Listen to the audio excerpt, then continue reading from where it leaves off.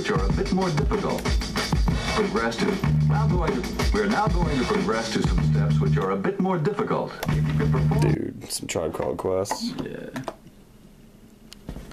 Oh, that crackle.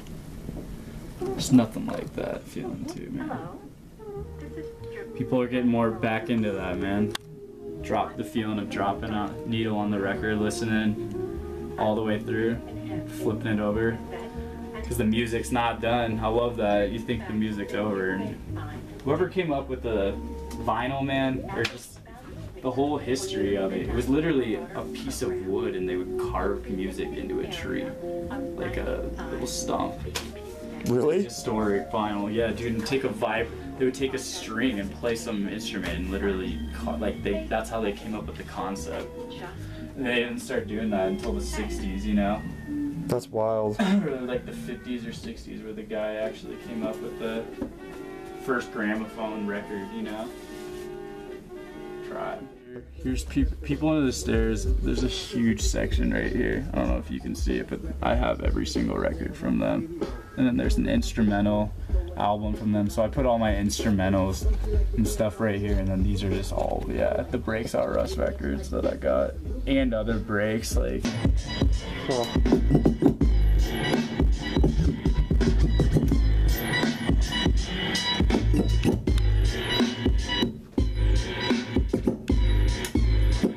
And other breaks, like, it's not all DJ P-Bird, like this is JS1.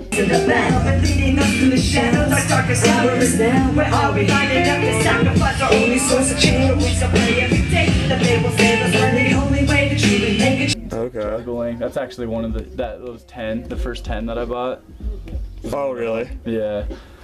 I don't know where my first record I know it's called Super Duck Breaks. I don't know if it's in here though. What's it called? Super Duck Breaks by DJ Babu. Super Duck Breaks? Yeah.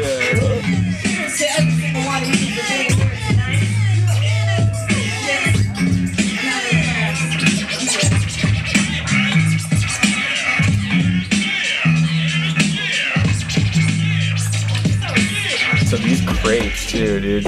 I have 4 of these things.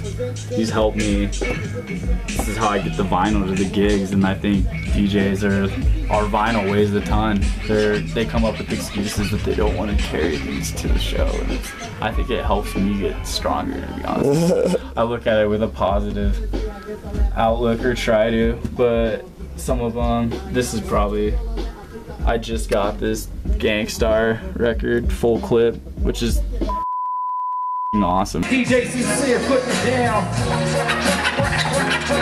Dizzy, thanks again for letting us watch.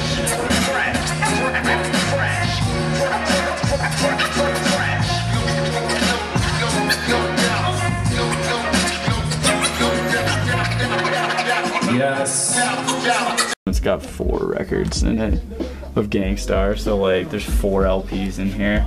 Because there's so much music, you can't just have it on one album.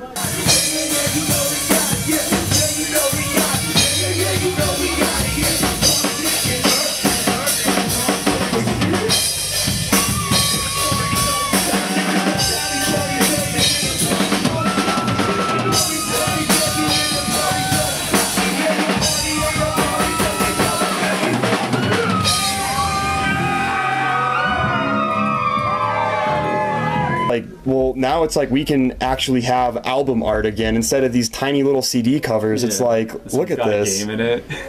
This one's got a game in it. I remember freshman year at CSU. That's kind of this record though. I was drinking to this game in the dorms, getting in trouble. Drinking game vinyls. Yeah, it's like you need 1 bottle of tequila, 6-pack of beer, and a bottle cap or something to represent you on the board. You literally just get drunk and listen to this record. That's their game. And then this one's autographed. Look at that cover too. It's called Carried Away. This is People on the Stairs. Oh, it is? Hell yeah. That's a little graphic. That's real graphic. Yeah, it's got a signature right there. The white, it's alright. I'll show you more. Dude, see, that's what I'm saying, is it's just like more artistry behind the vinyl. Third Eye Vision. Pep Love, he just followed me on Instagram the other day, probably because he saw all these records that I post. And Hieroglyphics, they're top 3 favorite groups. Really? For sure. I have right here, this is the Cunning Linguist. Sorry for the name. Their clever name. This is their section right here. I think I have every single record of theirs on vinyl, and theirs go for so much. They are so expensive. And this is probably my favorite record. Out of all the ones I own, this one's up there. It's called One Urology or On Urology. I don't know how to spell it. And there's only 500 of these in the world. And I remember he autographed this, or all 3 of them autographed this in 2011. I was on that program, Back on Track. And I actually taught myself that you can go to shows and have just as much fun being sober. You remember the shows a lot more. Now this is getting into that stuff. But yeah, dude, this record, I mean, it's the actual music itself. It's their newest studio album. They still haven't come out with an album in 4 years now.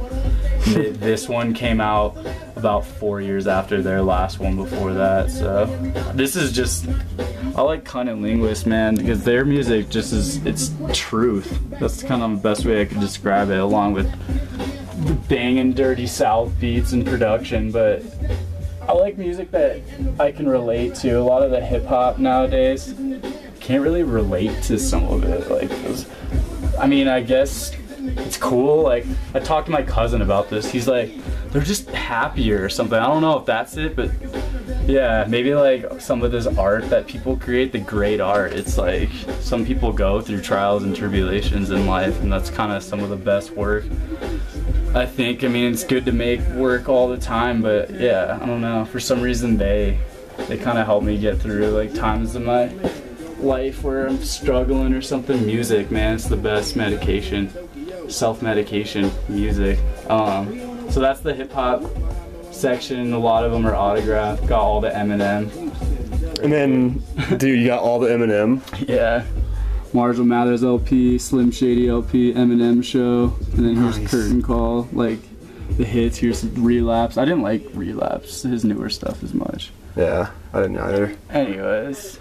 Dude, then these are all your dad's old records? Yeah, so that's all. He's the one who inspired all this, I guess. And I remember, like, he always told me, though, Brian, if you want to be a DJ too, you're gonna have to play, you know, what other people want to hear too, which is something I never could accept. And to get into it professionally, I had to sacrifice some of this passion that I have for. That's why I use this for some of the gigs where people they just want to hear like the best party music and stuff to dance to, which I have a great amount of fun doing those gigs as well. So as long as I'm doing something I love, I'm standing up here spinning whatever and getting paid for it, I'm happy. So yeah. And this setup right here has taken me probably 10 years to come by. You don't just, I mean, unless you got a big chunk of change, you don't buy 2 Technique 1200s when you start DJing. You get like either one turntable and a mixer, or you know, a cheaper set of tables. These things, and they don't make them anymore now. This MK5, this thing, I don't think anybody even used that. That thing's goes for $1,000 on eBay or Craigslist, one of those. And these M3Ds, I got this, and it had a red light in it, which they don't come with the red lights either. I like the customness to that. I nerd out. I'm a scratch nerd, vinyl nerd. And then right down here, this is more like, that's all my EDM and stuff, and like music. Like, so I got even like Blink 182 in there and stuff you can't really see. Yeah, it's kind of darker down there. But like even anything to Pretty Lights, you know, he had a vinyl. Just try to like, I like how they're putting more EDM and stuff on vinyl. Like the gatefolds, dude, they're just cool. So much like closer to the art. Check this out. He's got my beat machine at the end here. That drum machine I use. That one right there. Yeah, that big one, but mine's like a little smaller than that. That's right. Yeah. Dude, he like never shows his face, huh? Pretty Lights. I know, dude. This check this out. You ever met him at all, being in Fort Collins, or? No, dude. I mean, he's always been pretty big. Music of Grand Theft Auto 5. Dude, no way. Yeah, you know I had this? This one has 6 vinyls in it. Here, I'll try to show you them. The music of Grand Theft Auto 5. Yeah, like, check this out. So it's like a box set, which is pretty cool. And it's got like 6 LPs in here. And they're all colored, which is so cool. Like, I love the... I'll show you some of them. Yeah. That's like... Dude, and it's got the art on there from the game. Yeah. That's the original music from the game, so like the stuff that's on the radio. Dang, that's super cool. When you're driving Yeah, I in the love game. Grand Theft Auto 5, so I think it's cool how they did this. And then this is really cool. This is the actual score for the game, so like...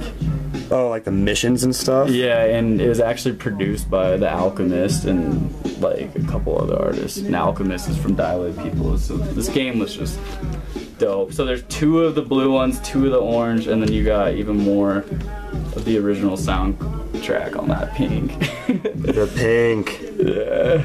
It's just cool. I love the colored records too, or whatever you want to call it. I don't know what they're called, but the ones that are very unique. Right. And I think they only made like 3,000 of these box set. That's what's cool too, like all the limited edition stuff.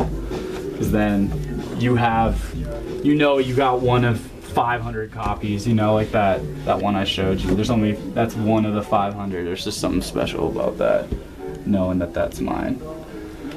Dude, everything though, like Outkast, I've been going with Biggie, like more breaks. There's just, now it's to the point, dude, where like I almost have like too many to choose from, you know, like when I'm just standing here, like just spinning for fun. This is the most fun though ever too, dude, like chilling with a homie, maybe burning a little, just some records, man. Like that's just the, sounds good, man. It does sound good, dude.